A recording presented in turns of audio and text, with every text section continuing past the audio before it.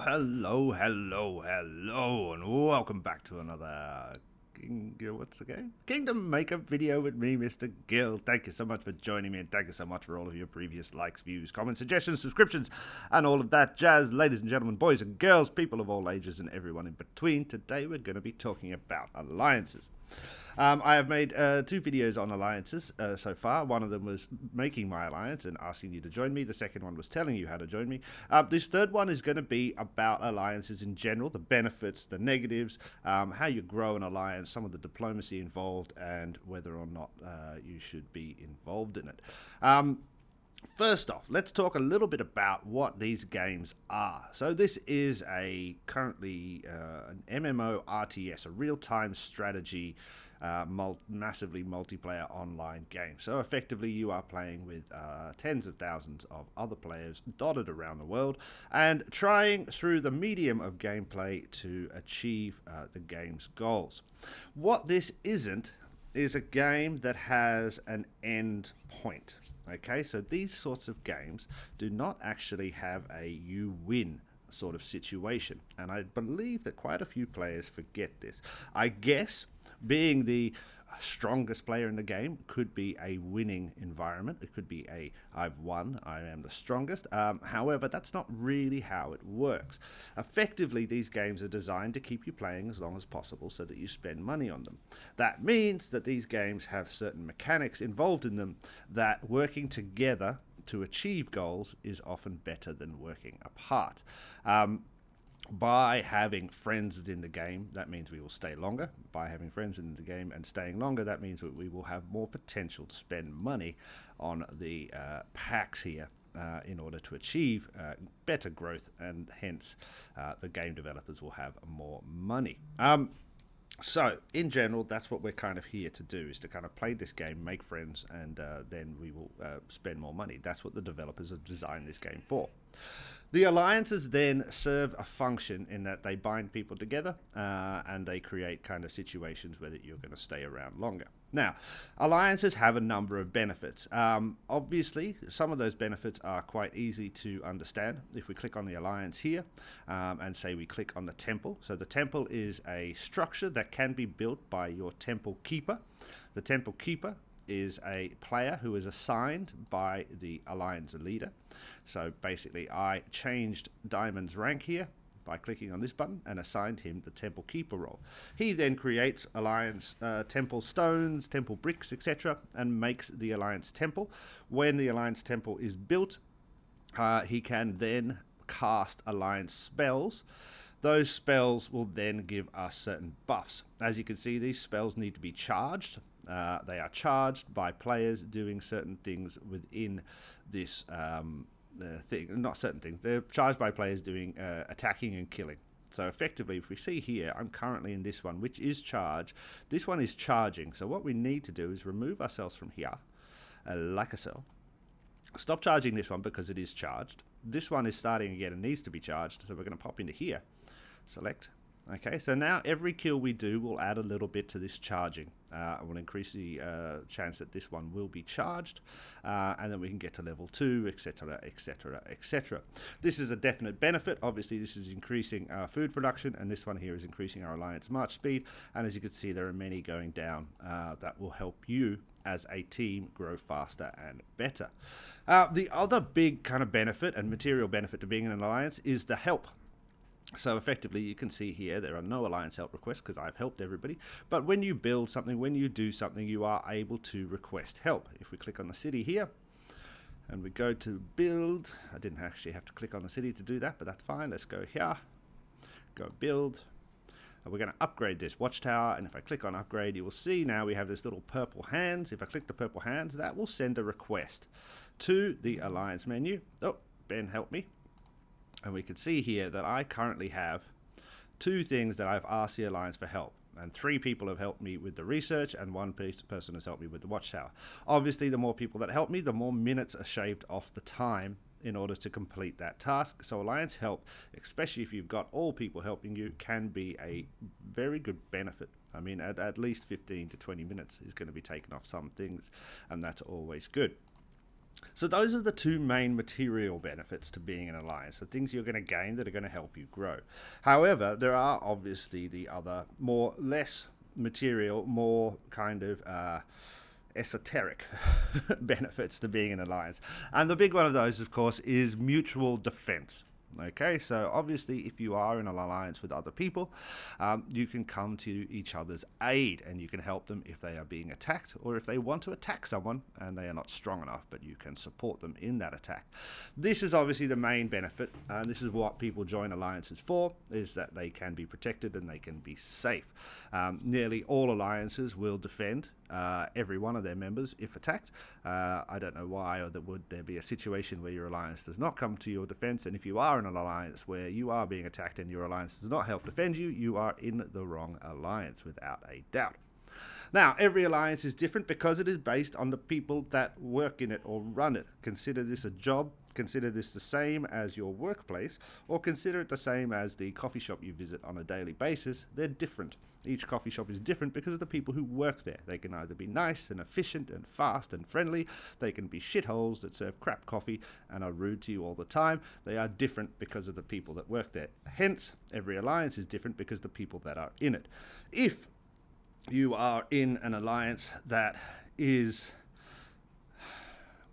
a what's the word, angry alliance, an asshole alliance, you might enjoy that because you might be an angry sort of asshole sort of player, and that's fine. There's nothing wrong with being an angry sort of asshole sort of player. This is a game. People can be whatever they want to be within this game, but there are definite differences. You will notice when you play that there are alliances that you think sound cocky, sound rude, sound angry, and are always attacking everybody. If that's the sort of alliance you want to be in, then feel free to join them and have the fun that you're having. I personally think that alliances should be a place of strength, mutual growth, and they should involve all players as often as possible. In previous games, I have run very democratic alliances, so every position was voted on, including my own as alliance leader, and we periodically took decisions based on what the membership thought, not on just what I thought. I do feel that was a fun way to run the game, and I do feel it was interesting. However, that's not necessarily the right way, and I'm not suggesting that everybody should be working like that. Currently, within this game, within this period of time, and within this alliance, I am leaning slightly more to the chaotic, the chaotic sense of alliance, in that I kind of feel like I want to go to war, and I'm hoping that most of these people want to come along with me. That said, I haven't made a decision yet, but war might be what we seek out in the future. I make the videos. If people in other alliances, I don't think a lot of people in this game watch my videos, or in this server at least. If they watch this, they're going to be like, "Oh crap! So Mr. Gill's going to go to war, is he? Well, let's fight him first." So I could be shooting myself in the foot here. However, my point is that your alliance is dependent on the people in it and how it works, yeah? Okay, so if you want to grow your alliance, it's relatively easy in my view. There's a couple of things, and again, you've got to remember that these are not game things. These are how I play the game and how people play the game. Obviously, if as a straight kind of logical point, if you want to grow your alliance, you need more members, and you need those members within it to grow. However, that's a very mechanical way of looking at it. If you want to grow your alliance, you have to be attractive to new members, and you need to give your members the resources in order to grow. So there's a couple of ways you can do that. One, if we pop into Alliance here, we can see, and we click on this little trophy icon. This will bring up a list of all the most powerful alliances. We are currently number 15, I think. Yeah, which is not too bad. I'm happy with that. But we can see down here, new players, family, and alliance. If we click on new players, this is going to show us a list. This resets every day, I believe, and this will show us a list of some of the newest players to join the server, and we can come down here and we can invite all of these people to come and join us play. This is a very good way when you first start out your alliance of kind of grabbing new players off the ranks, so to speak. Now, obviously, in these sorts of games, I don't know what the numbers are, but I'm going to say it's at least 60 to 70%, making up figures off the top of my head, but I'm going to say at least 60 to 70% of players don't play for very long. Probably log in, start a game, give the game, an hour or so, and then get bored and never play it again. This can be for various reasons, but, it is just the way of the world that not everybody is always going to play the game. All of these people here, I'm pretty sure, have been sitting on this list for at least a day, if not two. I know I've invited this other Gill before, because I wanted him in my alliance because we have a similar name, but he has been sitting there at 5.1k. This guy is probably now inactive, and there's no point to me to invite him. However, at the start, this is definitely a fast way to attract new players to your alliance. You can also use the global chat, and a lot of people will do that. If we pop up into here, go to the little mail thing, and we go to global here. Obviously, we could talk in the chat. We can ask people if they want to join us, and players will hopefully potentially see this and join us as well. What I also find on a kind of more a different level, so to speak, a non-mechanical level, is that just being active in the chat, so saying hello, good morning to people and being friendly. Good morning, there we go. You will notice that you will talk to more people, you will make friends with more people, and those people will potentially join your alliance. That I found, being active in the kind of community within your server, is a good way of attracting people to join your alliance. I have found also that another good way of attracting people to join my alliance is to attack them. So this might sound counter to many people's ideas. However, when you're just starting out, you want to find the right sort of people to play with, and the right sort of people are not going to take an attack as a declaration of hatred. They are going to take an attack as part of the game, and the right sort of people are going to respond to that attack in a positive way, I believe. I was attacked multiple times when I first started this account, defeated hundreds of times, I'm sure, and each time I made sure to strike up a friendly conversation with the people and say, that was a good attack, well done, I'll change that, and often had quite long discussions about, hey, you're doing well, but you really need to focus on this a little bit more, and that way my attack wouldn't have worked, blah, blah, blah. And a few people who I did attack eventually did join my alliance. I'm pretty sure Diamond and Ben here were people I attacked at the start. Damn sure of it, actually, because Diamond still got the little enemy thing here. So at some point we were enemies, but now we are friends, and he is the temple keeper. So I found that's a really good way, especially when you're starting out, is just to kind of attack similar level players to you, get a conversation going on, chat with them, and then maybe see if you can team up. So that's how we attract people. And then obviously I use my videos to go, hey, come and join my alliance, people. I need some help. So in general, as I said, I really wanted to talk about the alliances in general, because I've had a few people messaging me, my alliance isn't growing. And I know everybody wants to have an alliance. Everybody wants to be the leader of something. Everybody wants to kind of go, oh, I'm the boss of this big alliance, and be strong and powerful and play the game. But not obviously everybody can be alliance leaders. You have to have the right hair and mustache, in order to be a proper alliance leader. All right, I've gone off topic a bit. But basically, guys, there are benefits and there are then some negatives. Okay, so the negatives to being an alliance are obviously, if you are in an alliance that assures mutual defense, which nearly all alliances should, as I said at the start, you might end up in massive wars because one of your alliance members might do something stupid and attack the wrong person. That person that might then bring their alliance around, and all of a sudden you're in a massive war of attrition and everybody is just fighting constantly and not happy. That is a situation that happens often. I think it's a situation we're kind of currently in, but it is my own fault. We attacked another alliance because we felt like it, and they defended very well and very nobly. And since then, we have been in a state of not war so much as kind of tit for tat and stuff like that. I'm trying very hard not to fight back or attack them again, because I instigated the whole war and it was only for a bit of fun, and now I'm like, crap, I don't want to keep on fighting, I want to fight somebody else now, you guys are boring. But we're still in a situation where we're fighting back and forth, which is fine. It's my fault, I did it, it's all right. I'll fix it at some point. I make myself laugh, sorry. But that is the main negative. Yeah, you're going to be drawn into a war. While you might want to focus just on growing, you're stuck in this war. Yeah. One thing I didn't mention in the kind of positives and how to grow your alliance, and something I think is actually really super important, is the way to help people grow. Now, obviously, there is the mechanical way to do that. So I'm kind of talking about mechanical ways and then non-mechanical ways. So mechanical is something that can happen in the game and is part of the game. So a mechanical way of helping someone in your alliance would be to send them a tribute of some silver or something, some resource that they might need. A non-mechanical way of helping someone in your alliance would be to say, hello, how are you doing, to answer a question in chat, or as I do as the alliance leader, is to send out goals and tasks for everybody in the alliance. Let's have a quick look. We go down here.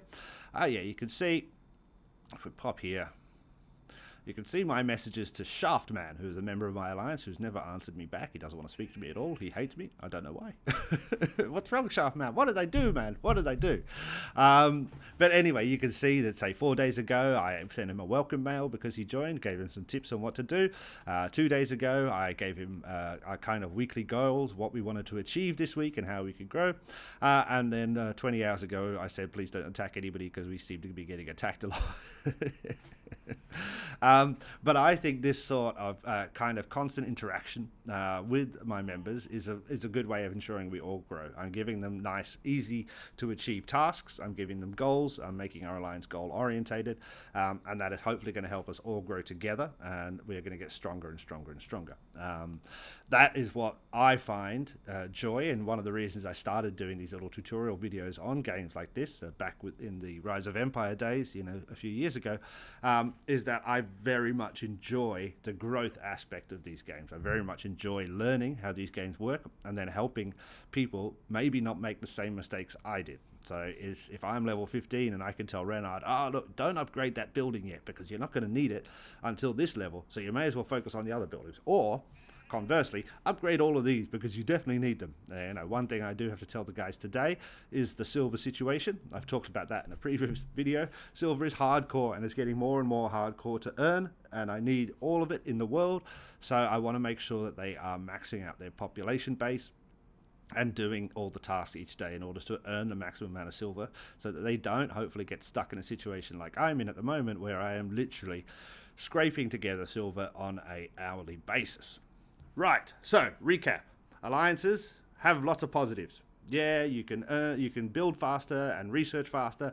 You will have better buffs from the temple, and you will also hopefully be mutually safe. They have some negatives. Yeah, you could be in an arsehole alliance with arsehole people who are just rude and not nice. But you could also be in an alliance that is in a constant state of war because of certain members in your alliance, and that means that you might not be growing as fast as possible because you're in this constant state of war. However, they do have an overall benefit, I think, in that you get to play with people, and that's what these games are all about. This is not just a single-player game. This is a massively multiplayer online game where you can achieve things together. That is the benefit, achieving things together. And don't we all want to do that? Yes, we do. Right, I hope that's kind of helped you, that general talk about alliances. As I said, I made 2 videos before which were about how I made this alliance, and then another video on how to join my alliance. This video is a general discussion about alliances, and in the future there will probably be a more extensive video about some of the alliance benefits as we unlock more of the temple spells and things like that, and as we do more alliance tasks together. I'll come back and make another video about some of those more advanced concepts. Let me know down below how you built your alliance, how you made your alliance strong, whether you're in an arsehole alliance or a growth alliance or a friendly alliance or a stupid, silly alliance. I've been in some funky alliances in my time, heaps of fun. Lots of people playing, and we have Discord chats and send each other memes and stuff. It's good fun, very good fun indeed. It fulfills my social interaction for the day, so I don't have to speak to anybody else in real life, which is great. Anyway, I hope you have a fantastic day. Please click the like thing, subscribe if you can, make sure you eat some cheese, and I'll catch you in the next one. Bye.